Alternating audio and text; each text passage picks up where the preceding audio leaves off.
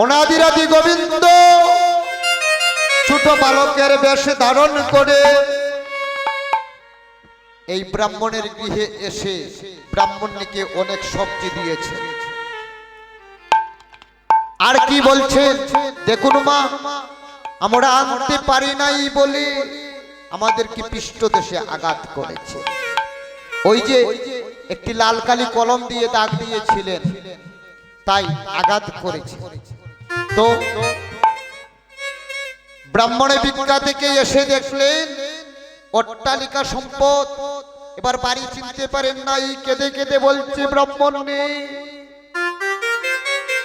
আমি যার কাছে যাই ব্রাহ্মণ নেই, ভিক্ষার জন্য সে আমাকে দূর দূর করে তাড়িয়ে দেয়, এক মুষ্টি খুদিও আমি ভিক্ষা পেলাম না। ব্রাহ্মণী এবার কুটির থেকে বাহির হয়ে ব্রাহ্মণকে জড়িয়ে ধরে বলল, তুমি না এত এত সবজি নিয়ে এসেছিলে, দুটি শিশুর মস্তকে সবজি দিয়েছ, আনতে পারে নাই বলে পৃষ্ঠদেশে আঘাত করেছ। ব্রাহ্মণ নয়ন জলে বেশে বেশে কেঁদে কেঁদে বলছে, ব্রাহ্মণী সেই সন্তান দেখতে কেমন, সেই শিশুটি দেখতে কেমন? বলেছে, প্রভু গো,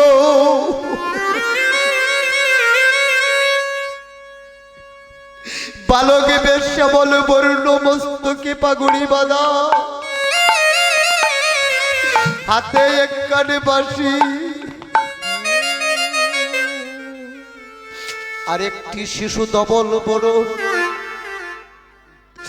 সেই ব্রাহ্মণকে করজোড়ে বলেছে, তোমার বড় ভাগ্য ভালো, তুমি কাছে পেয়ে তাকে চিনতে পারলে না। ঈশ্বর পরমা কৃষ্ণ অনাদিরাদি গোবিন্দ সর্ব কারণের কারণ। সেই দিন ব্রাহ্মণ বলেছিলেন, আবার সেই শ্লোকটাকে বলেছিলেন ভজাম্যহ।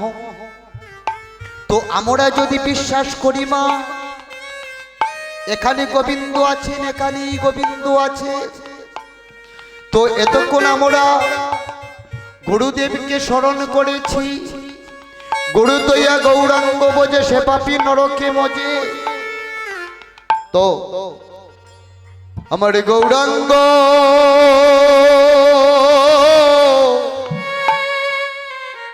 বজিতে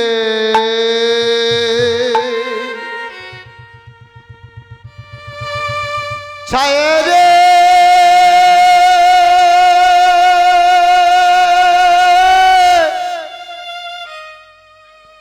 যেজন গৌরাঙ্গ বজিতে